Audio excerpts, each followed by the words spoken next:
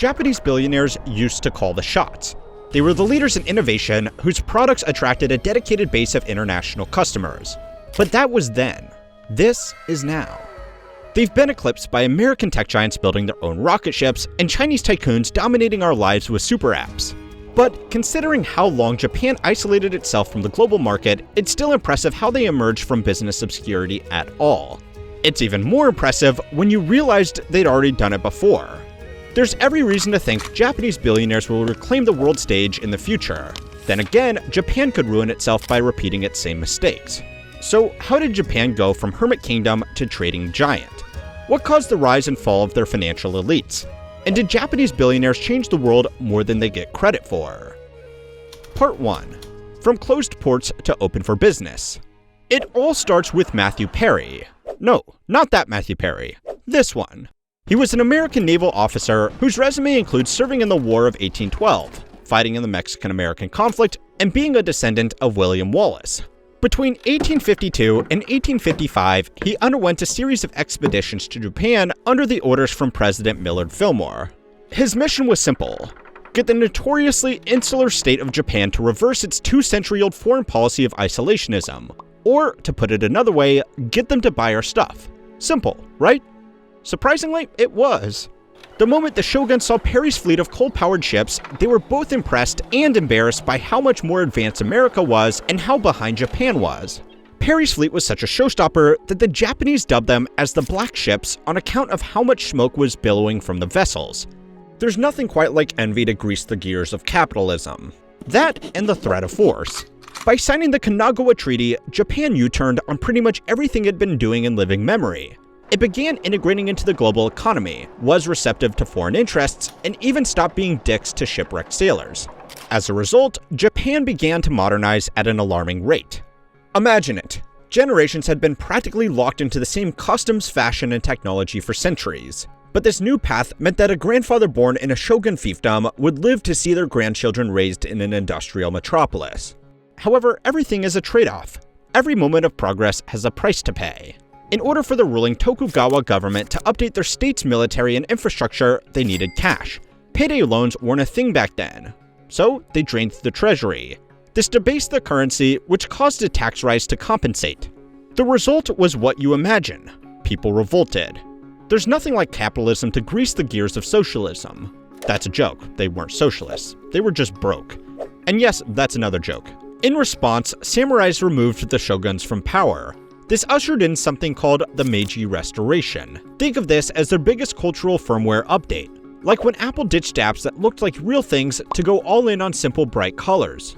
Under the Meiji government, the castes of yore were abolished and modern governance was established. Yet this transition away from centuries of fiefdom went a lot smoother than you might think. For starters, privileges like rice stipends were converted into government bonds. As for samurais, they tended to be well-educated, which made them perfect business managers. And of course, society was in favor of these changes, give or take a few angry traditionalists, so long as it meant Japan could outdo Western influence. The West may have opened them up and helped them get on their feet, but the Meiji government needed to pull ahead lest they be colonized by Europe and the Americas. The way to do that was to increase productivity and industry. But it was their next step which would lead to an imminent downfall and eventual resurgence. So it's time to learn how history works as we audit how Japan went from poor to rich to poor to rich. We now turn your attention away from our scheduled programming to bring you a message from our sponsor, Compounded Daily. Friends, each week there's a bundle of riveting tales that regrettably can't make their debut here, all due to the whims of the YouTube algorithm. But fret not. By enlisting in my brand new and absolutely free email newsletter, you'll be in the know with stories like the intriguing inception of a VC fund by our allies at NATO. This newsletter, dear viewers, will traverse the exciting worlds of finance, business, and economics, ensuring you're always in the loop. If the topics discussed here pique your interest, then rest assured, you'll find the newsletter a delightful read. It's not only enjoyable, but also enlightening, offering you fresh insights from yours truly, a seasoned veteran in the investment banking world. Becoming a part of our newsletter family is as simple as 1, 2, 3, folks. Simply use the link provided in the description, make your way to compoundeddailycom, and then sign up with the email you use the most. Part 2. Staying public but going private. Japan had a problem. If they didn't fix their economy fast, then they'd be taken over, either through economic forces or military might. What they needed was strong infrastructure with plenty of supply chains for natural resources, hence the creation of state-owned enterprises, SOEs. Basically, parts of enterprises were zoned under special economic regulations for the sole purpose of improving the state's finances. These included things like railroads and shipbuilding to textile manufacturing and weapon production. Originally, SOEs were not designed to make money, but they still incurred debt because someone had to do the work. So, Japan nationalized the mines to stimulate cash flow. Things didn't last long. By the 1870s, a mere 20 years after Matthew Perry rocked up on his black ships, the modernized Japan was facing bankruptcy. And what do you do when you're about to go broke? Double down. Japan privatized the SOEs. Unfortunately, no one was buying. The investments were a bad deal, even at book value. So Japan spruced up the auction by throwing in some profitable ventures. This got investors interested. But it was the mines that held the most opportunity. And it was here that world history spun in a new direction. The mines were flooded and inoperable. But once new private owners recruited foreign experts and foreign technology, the revived mines became a, gold mine. This marked the second time Japan leveraged foreign influence for an economic boom. But so much hidden value was unlocked that financial power instantly shifted to a few small families who owned the SOEs. Japan was now an oligarchy. The name for a collection of families who held influence were known as a zaibatsu, which directly translates to financial clique, or wealthy clan. The group included names like Mitsubishi, Sumitomo, and even Nissan, among others. Each family ran powerful SOEs, with extended family operating subsidiaries, who in turn got close associates to run smaller companies. On top of that, the zaibatsu strengthened their power by snapping up natural resources. Then they milked them to fund further ventures. Soon, one hand was washing the other. Take the Mitsui family. They started in chemicals, which they used to create dyes, which were used by the textile sector. Transporting goods required shipbuilding, so they got into iron foundries, and railroads, and so on and so on. The zaibatsu even owned farms and residential complexes, which gave them the passive income dropshippers pretend to earn. By the time the Roaring '20s rolled around, these families had been holding a tight financial control of Japan for decades. And they intended to hold on to it for as long as possible. That's why family members were forbidden from using zaibatsu assets. That means no private company gets to take your spoiled nephews to Burning Man. Nonetheless, the wealth gap widened. The average worker earned money at a rate of 3.5 times slower than the zaibatsu, yet revolt was not in the air. The government turned a blind eye, not just because the zaibatsu helped the state accomplish its modernizing goals, but because it prepared Japan for its own expansionist ideas. Expansionist ideas which dragged Japan back into financial ruin. Part 3. A nasty state of foreign affairs. 20th century Japan was a far cry from its isolationist past. Now it was an expansionist force to be reckoned with. There was the puppet state of Manchukuo, the invasion of China, the colonization of Korea. All of these oppressive projects relied on the infrastructure and resources secured by the rise of the zaibatsu.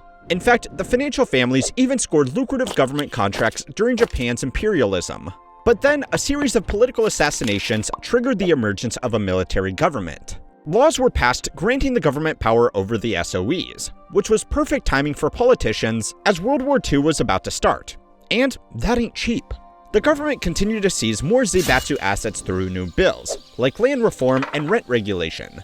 This dwindled the family's cash flow, but funded Japan's war efforts. Unfortunately for Japan, their surrender came with a hefty bill. Plus, the Allied forces continued the reforms, which meant the zaibatsu could kiss goodbye to everything. To start, an 85% tax rate was applied to their assets so that the Japanese government could pay off its war debt. The head of the Sumitomo Zaibatsu lost 89% of taxable assets alone. Next, the remaining assets were eroded by trust-busting economists and raids by the Holding Company Liquidation Commission. On October 6, 1946, the Tokyo offices of Mitsubishi and Mitsui were raided by commissioners who left with 1.25 billion yen in stocks and bonds. Transporting it to the nearest bank required 2 trucks.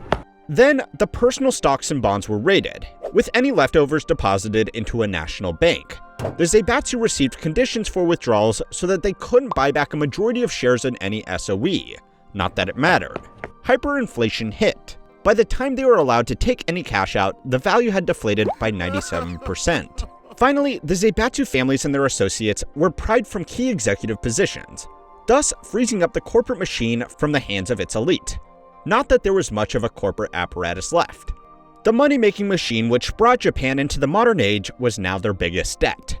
Japan needed to figure out a way to save their economy, again, so that it wouldn't be behind the rest of the world, again. Part 4. The land of rising sun and soaring markets. Japan's economy was on a collision course with destruction. Inflation was rampant, the budget deficit was huge, and the population's sense of doom didn't exactly jumpstart the economy.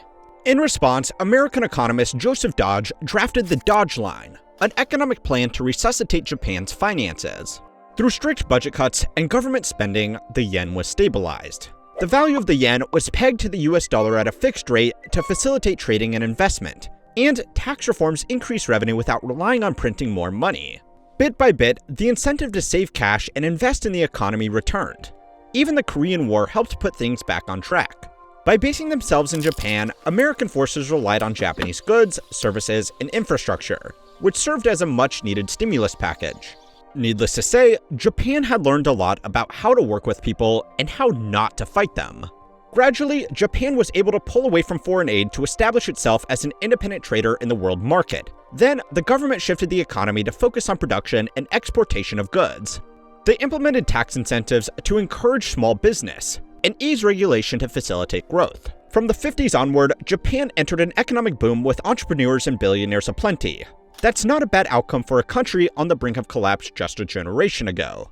And thanks to the cultural concept of Kaizen, whereby all functions of a business look for improvement by involving all members of a business, Japan quickly became known for innovation, quality, and efficiency.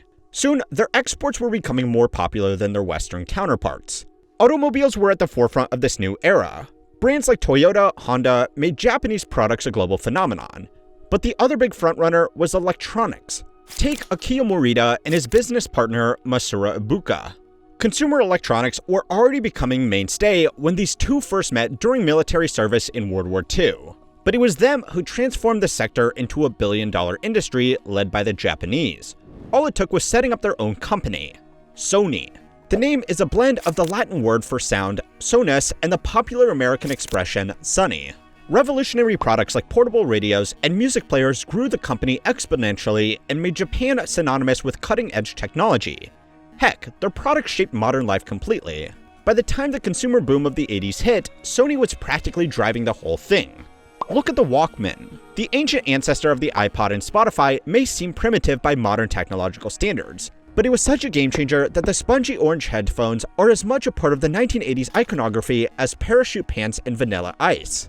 Even other sectors became huge money spinners. Yoshiaki Tsutsumi was crowned the richest person in the world in the mid-80s, thanks to his real estate empire's value of $20 billion. And that's in 1980s dollars, by the way. His portfolio included the Seibu Railway, baseball teams, and a sprawling collection of city buildings. Then we have Masayoshi's son. His family were so poor that his father illegally built a house for them on land owned by Japan National Railways. When they uprooted to California, Masayoshi's son finished high school in just 3 weeks. Then he went to pursue economics and computer science in higher education. He even sold an electronic translator he made as a student to Sharp Corporation for $1.7 million. Next, he imported Japanese video game arcade machines to set up in restaurants and dormitories.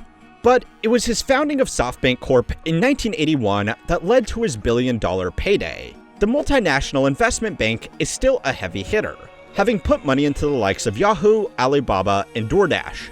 His net worth even weathered the dot-com bubble, suggesting that the Japanese seemed poised to dominate the global market for some time to come. Unfortunately, Japan's economic modern history had quite a few ups and downs. Chapter 5. History repeating itself. Again. Japan's time at the top came grinding to a halt in the 90s. Even with the emergence of other electronic giants like Panasonic and Nintendo, Japan was getting stiff competition from overseas. A real estate bubble burst, devaluing Yoshiaki Tsutsumi empire. Even his Seibu Railway was delisted from the Tokyo Stock Exchange following some money scandals. Plus, an aging population and rigid labor force saw changes in market forces. Soon, deflation crept in, causing economic stagnation and a hesitation among consumers. Recession hit.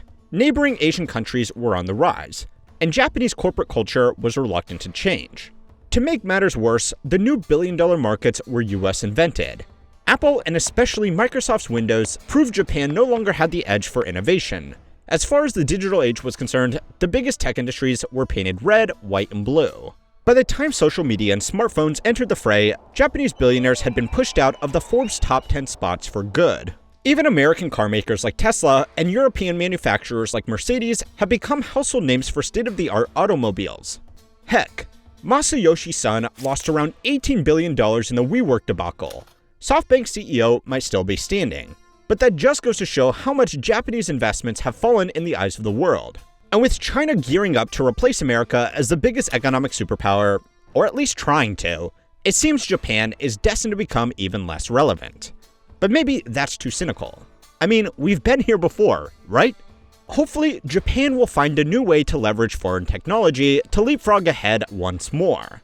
Or perhaps they still have some distance to fall before they can figure out a fresh approach to an old problem. The big question is, which outcome are you betting on? Let us know your reasoning in the comments below. And if you like this video, be sure to check out our video on the history of Nintendo. Don't forget to like and subscribe to keep on learning how history works.